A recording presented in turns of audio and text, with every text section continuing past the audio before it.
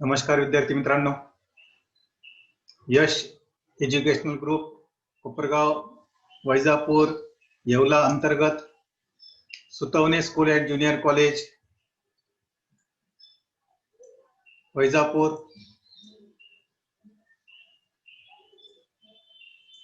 यश coaching classes Kopargaon,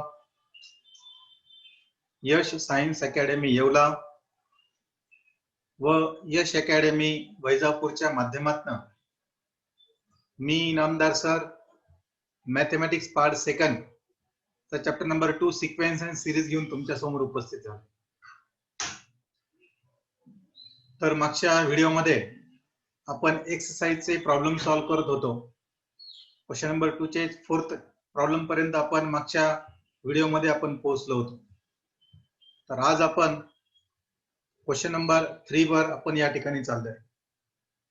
question number 3 मध्ये बघा काय आहे ते म्हणता, which term of the GP 5 25 125 625 is 5/10. कोणती टर्म आहे ती 5/10 आहे असं या ठिकाणी विचारतात. Which term is 5/10. म्हणजे या ठिकाणी ही जी सिक्वेन्स त्यांनी दिली आहे 5 25 125 आणि 625 या सिक्वेन्स मध्ये तुमच्या लक्षात आलं असेल का फर्स्ट टर्म इज 5, त्यानंतर r is 25/5, ratio of two consecutive terms is also equal to 5. So we get value of a equal to 5 and value of r is equal to 5. After that we know that tn is equal to a into r raised to n minus 1. इथे लक्षात. मग या ठिकाणी ते म्हणतात 5/10 कोणती term आहे ती 5/10 which term इथे लक्षात. सो या ठिकाणी आपण बघितलं tn is equal to value of a is 5 and value of r is also या ठिकाणी 5 raised to n minus 1. So लक्षात आलं का अशी कोणती टर्म आहे ती 5/10 आहे. सो लक्षात आलं 5/10 आपल्याला पाहिजे. 5/10 म्हणजे 5 into 5 raised to n minus 1 आहे.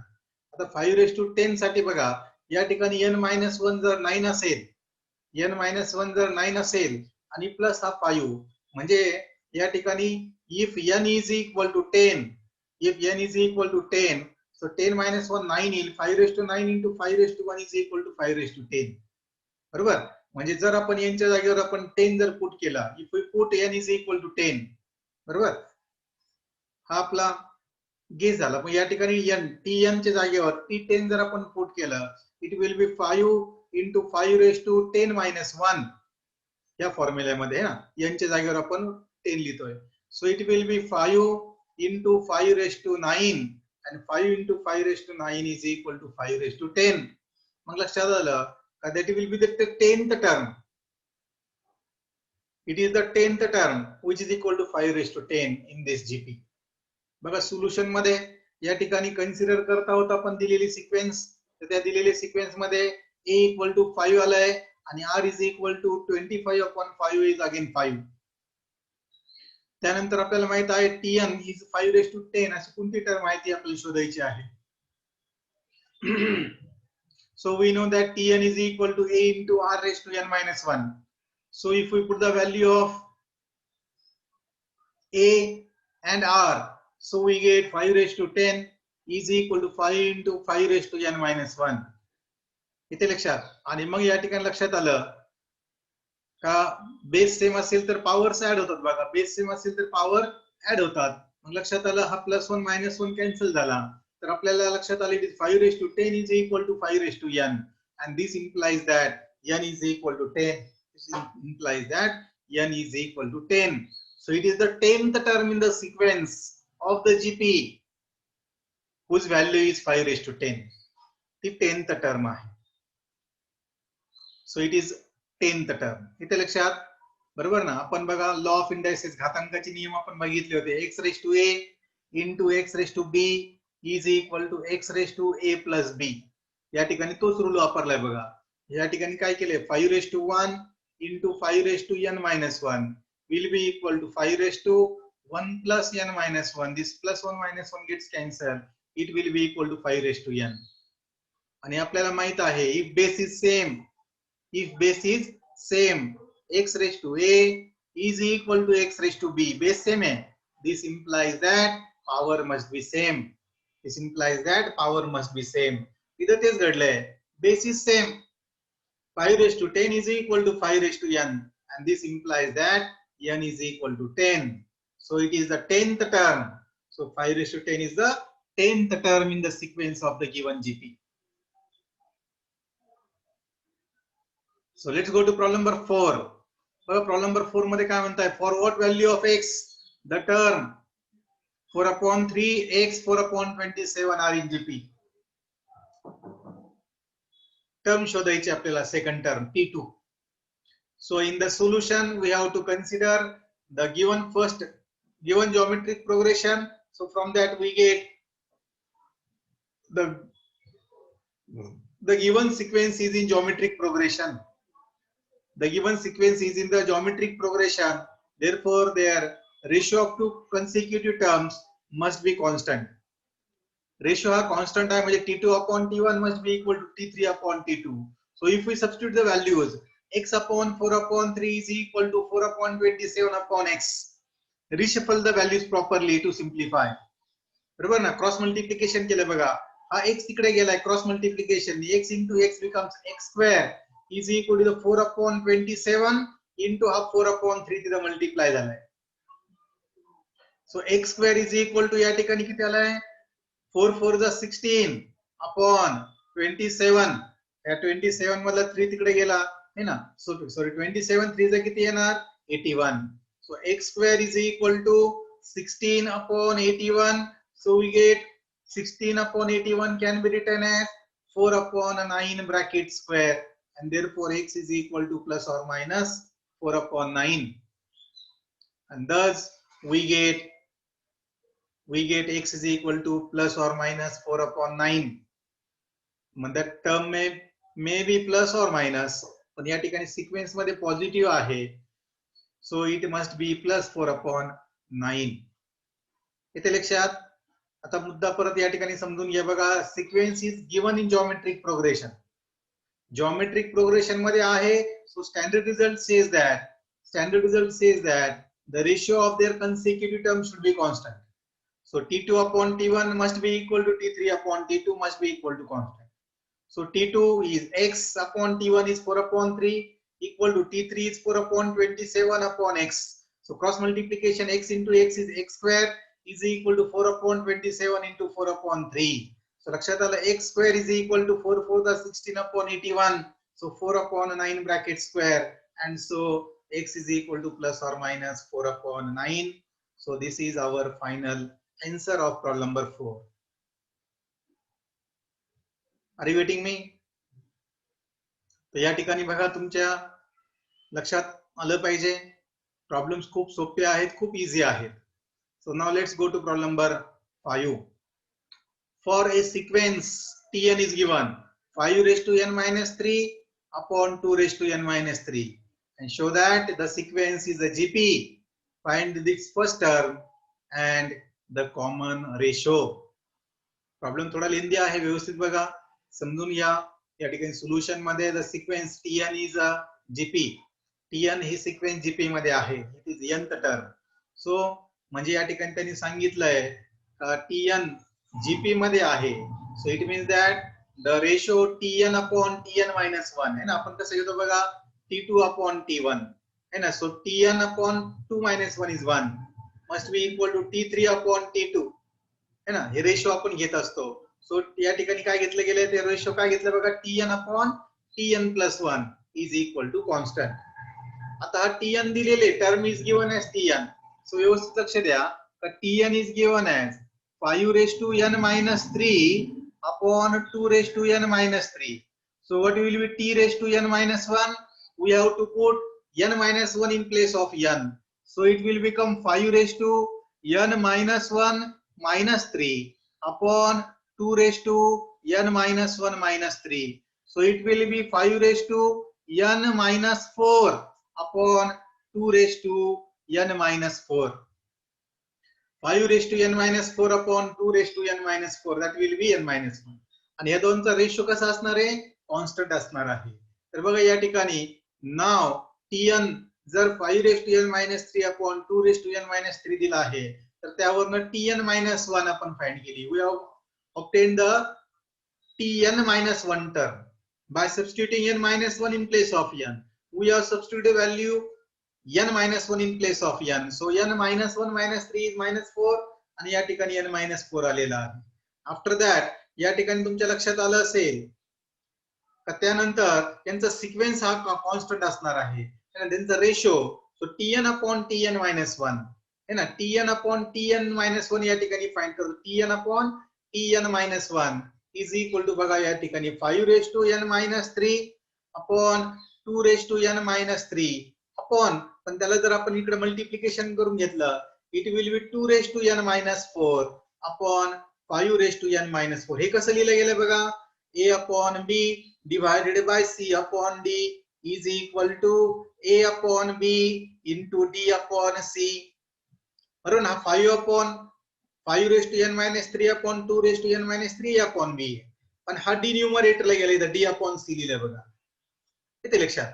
आणि मग त्या पद्धतीने आपण या ठिकाणी ऑपरेट करत आहोत. लक्ष द्या व्यवस्थित. After that, after सिम्प्लिफाइंग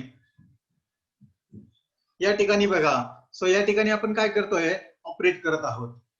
he term आपण न्यूमरेटर घेतो, ही टर्म आपण डिनॉमिनेटर पाठवतो. It can be written as बघा 5 raised to n minus 3 into 5 raised to minus n minus 4. पॉवरची साइन बदलली. डिनॉमिनेटरला बघा 2 raised to n minus 3 into 2 raised to minus n minus 4. So 5 raised to n minus 3 into 5 raised to minus n plus 4, that is 4 minus n upon 2 raised to n minus 3 into 2 raised to 4 minus n. Per base same आहे, power is added, so it will be equal to 5 raised to n minus 3 plus 4 minus n upon 2 raised to n minus 3 plus 4 minus n. Plus n minus n cancel, plus n minus n cancel. 3 minus 4 minus 3 is 1, either upon 4 minus 3 is 1, it is equal to 5 upon 2, and 5 upon 2 is constant. Now what is this constant? This is value of r. The constant ratio we have obtained as 5 upon 2. Constant ratio आपल्याला किती भेटलाय, r is equal to 5 upon 2 भेटलेला आहे. मी पहिले सांगितलं problem थोडं लेंदी आहे, समजून घ्या व्यवस्थित. आता बघा यांचा रेशो त्यांनी ज्या पद्धतीने सॉल्व्ह केलं ते आपण समजून घेऊ. परत तोच बघा या ठिकाणी रेशो है ना, 5 ला न्यूमरेटर घेतलं, साइन बदलली, बरोबर. साइन बदलल्यामुळे येते n n gets cancel, it is -3 + 4 म्हणजे it is equal to 5 upon 2 which is constant for all n belongs to natural number. So this means that r is equal to 5 upon 2. म्हणजे या ठिकाणी आपल्या लक्षात आलं value of r constant ratio is 5 upon 2. त्यानंतर the sequence is a GP with a common ratio 5 upon 2. म्हणजे r common ratio 5 upon 2 या ठिकाणी डिक्लेअर झालेला आहे. मग आपल्याला या ठिकाणी फाइंड करायचं, त्यांनी काय विचारलं बघा, first term and common ratio. मग या ठिकाणी बघा आपल्याला कॉमन रेशो r ची व्हॅल्यू भेटलेली आहे, आपल्याला फर्स्ट टर्म पाहिजे, म्हणजे n इज इक्वल टू 1 पुट करायचं आहे ना. So if you want to find the first term, we have to put n is equal to 1 in this formula. So t1 is equal to 5 raised to 1 minus 3 upon 2 raised to 1 minus 3. So it is equal to, या ठिकाणी बघा काय आहे actually, इथं काय पाहिजे, 5 raised to -2 upon 2 raised to -2, आणि ते मायनस साइन रिमूव्ह करण्यासाठी इट विल बी 2 स्क्वेअर. येते लक्षात. या ठिकाणी काय होतं बघा, 5 raised to -2 upon 2 raised to -2, and to remove this minus sign we have to shift the denominator's term in the numerator and numerator's term in the denominator to make the power positive. So 2 square is 4 and 5 square is 25. So we get the first term in the GP as 4 upon 25. So first term आपल्याला 4 upon 25 भेटलेली आहे, and value of r we have obtained as 5 upon 2.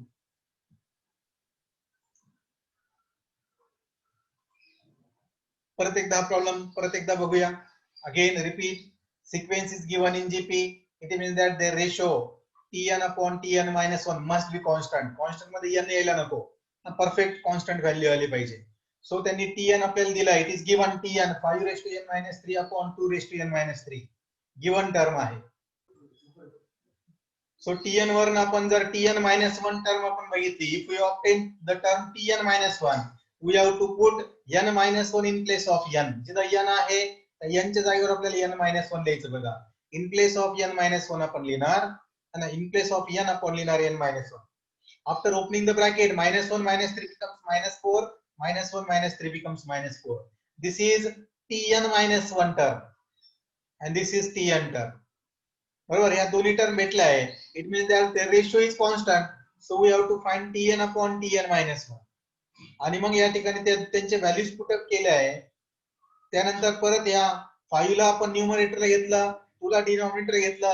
After changing the sign of power minus घेतलं बघा इथे. Simplify केला, n cancel झाला, इधर आले -3 plus 4 is 1 and -3 plus 4 is 1, and so we get the value of our common ratio as equal to 5 upon 2. So the sequence is the GP with common ratio 5 upon 2, r ची value 5 upon 2 भेटली आहे. So first term म्हणजे T1. So आपल्याला Tn माहित आहे, Tn त्यांनी दिलाय.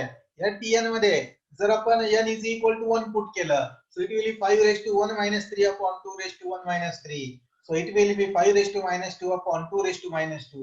But to change this negative sign into positive, we have to shift the term to its reciprocal. 2 raised to minus 2 numerator ला गेला, it becomes 2 square. 5 raised to minus 2 denominator ala, it is 5 square. So 2 square is 4 and 5 square is 25. So first term is 4 upon 25. Then we go to problem number 6. मग या ठिकाणी आपण problem number 6 कडे चाललोय. The find 3 numbers in GP such that their sum is 21 and sum of their squares is 189. तर या ठिकाणी बघा, 3 numbers in GP आपण नोट मध्ये आपण लिहिलं होतं, नोट मध्ये आपण समजून घेतलं होतं. 3 numbers in the GP are considered as a upon r, a and ar.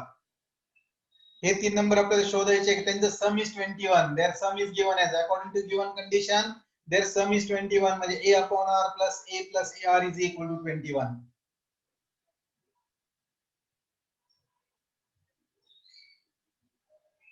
इथे लक्षात, त्यातनं a आपण कॉमन काढला. इथे एक स्टेप आपण अशी एक्स्ट्रा ऑपरेट केलं. a कॉमन काढलं, इथे काय येणार 1 upon r plus 1 plus r is equal to 21. And now shift this a to right hand side, so it will become 1 upon r plus 1 plus r is equal to 21 upon a. a common काढा आणि right hand साइडला न्या. परत ह्या ठिकाणी constant हा जो 1 आहे, हा 1 आपण राइट हँड साइडला घेऊन गेला. मग इथे काय राहिलंय 1 upon r plus r is equal to 21 upon a minus 1. Simplification करतो. Let this equation be 1. So value of 1 upon r, लक्षात ठेवा, value of 1 upon r plus r is 21 upon a plus 1. Now their square is 189. Their square is 189. Also their square बघा, a upon r चा square, a square upon r square, a चा square, a square, a r चा square, a square r square. Sum of their square is 189. पर त्यातनं a square आपण common काढला. If we take a square common and shift it to the right hand side, it will become 1 upon r square plus 1 plus r square. 1 upon r square plus 1 plus r square is 1 upon 189 upon a square. Now again shift that 1 to right hand side, it is 1 upon r square plus r square. 1 upon r square plus r square is 189 upon a square minus 1. इथे लक्षात, let this be equation number 2. समजलं इथपर्यंत? आणि मग या ठिकाणी लक्षात आलं बघा, on the squaring equation 1, he equation 1 जर आपण स्क्वेअर केलं, इक्वेशन 1 ला जर स्क्वेअर केलं तर काय येणार बघा, 1 upon r bracket square is equal to 21 upon a minus 1 bracket square. आणि दोन्ही साइडला a plus b a minus b square, a plus b bracket square a minus b bracket square open केलं बघा, a square plus b square plus 2ab.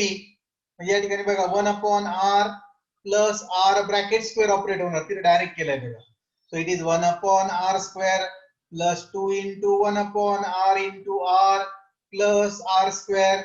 This r gets cancelled. It is 1 upon r square plus this r square आणि plus 2 आपण इथं 1 upon r square plus r square लिहिलं because value of 1 upon r square plus r square is 189 upon a square minus 1. त्या हिशोबाने इथं 1 upon r square plus r square पुढे लिहिलं गेलं प्लस 2. येते लक्षात. आफ्टर दॅट राईट हँड साइडला 189 upon a square minus 1 operate केलं गेलं.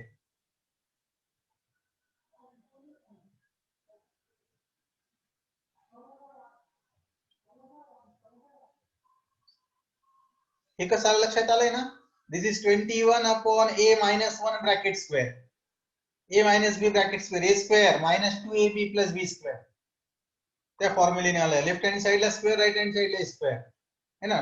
21 चा स्क्वेअर 441 2 into 21 is 42 आणि 1 square is 1.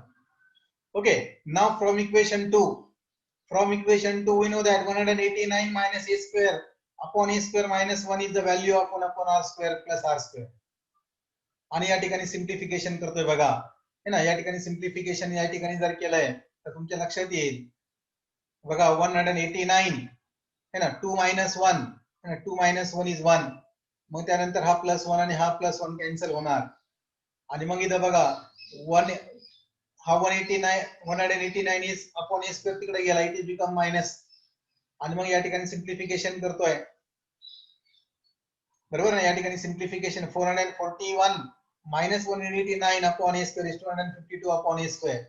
त्यानंतर परत क्रॉस मल्टिप्लिकेशन या ठिकाणी होणार बघा a अपॉन a स्क्वेअर